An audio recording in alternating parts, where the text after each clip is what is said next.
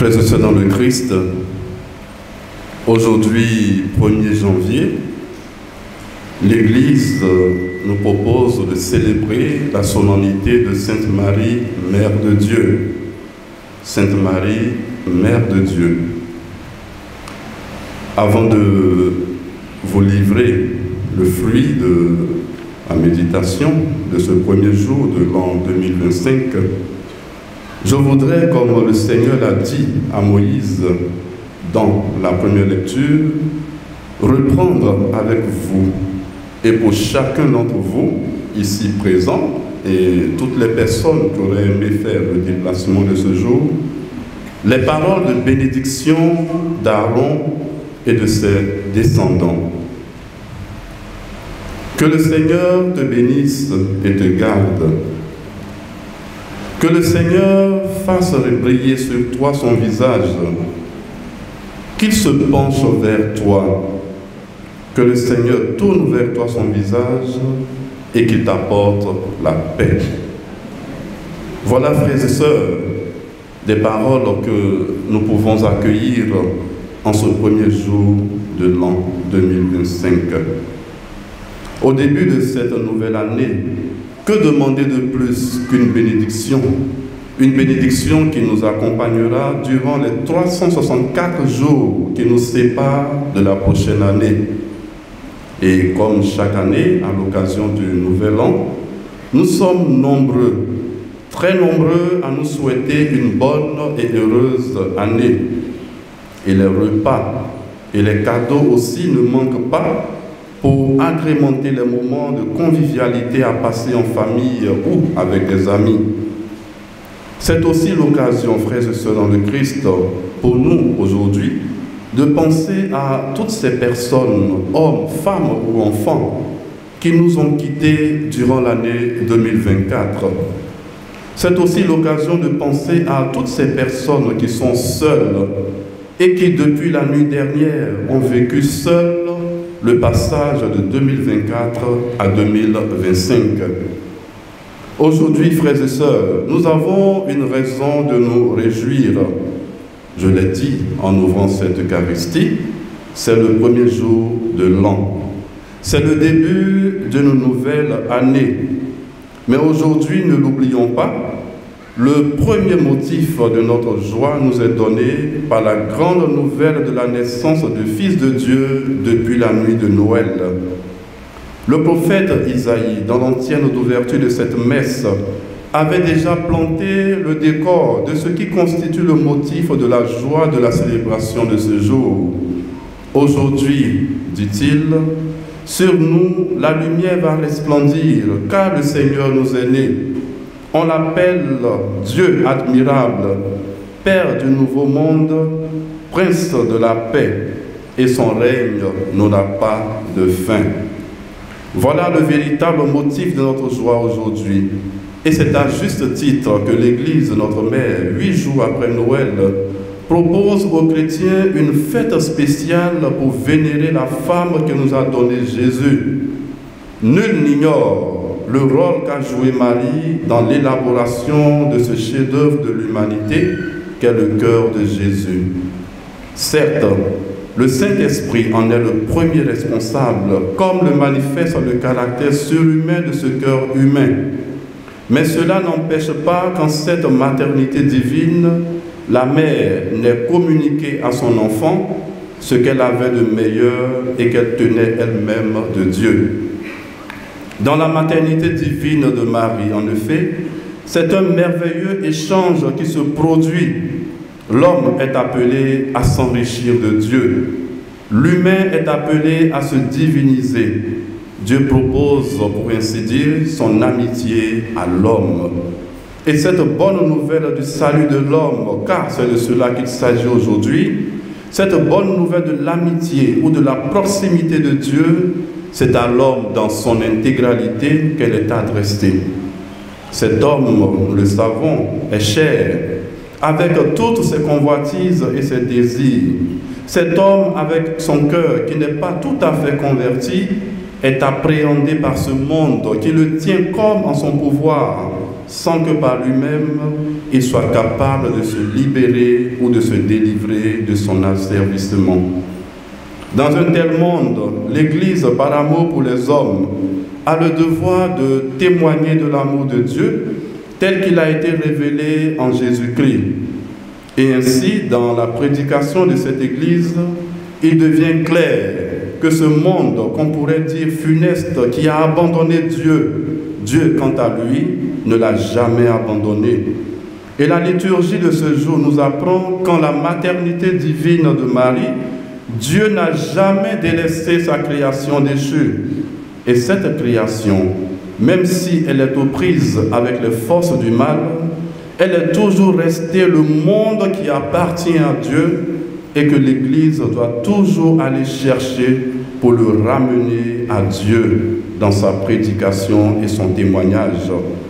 C'est donc comme dans un mouvement de rapatriement de l'homme vers son Créateur, ou si nous préférons dans ce mouvement de la rédemption de l'homme par le Christ, que s'inscrit la figure de Marie, la sainte attitude de Marie, l'acte de foi de Marie, le fiat d'obéissance de Marie, et qui fait d'elle la collaboratrice de Dieu pour le salut des hommes.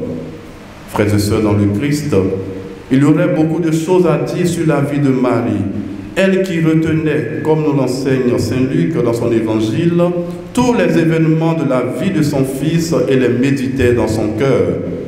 Mais ce que nous pouvons retenir ici, c'est que tout, je dis bien tout en Marie, est grâce.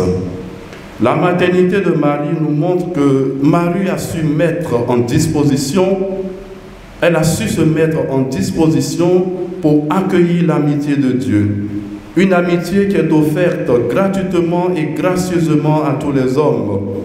La vie de Marie nous montre une femme totalement et entièrement donnée à Dieu, une femme disponible et consacrée à Dieu, de sorte que sa vie soit un lieu de la manifestation de Dieu, collaboration totale au projet de salut des hommes. Marie, pour avoir laissé l'amour de Dieu prendre ses racines en elle, a été rendue capable de partager de façon définitive la vie de Dieu.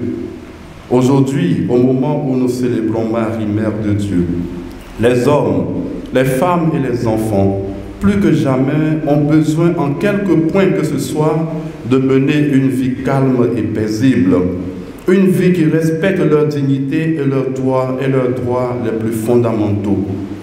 Il semble que les fêtes de fin d'année n'ont pas connu l'engouement que nous leur connaissions traditionnellement.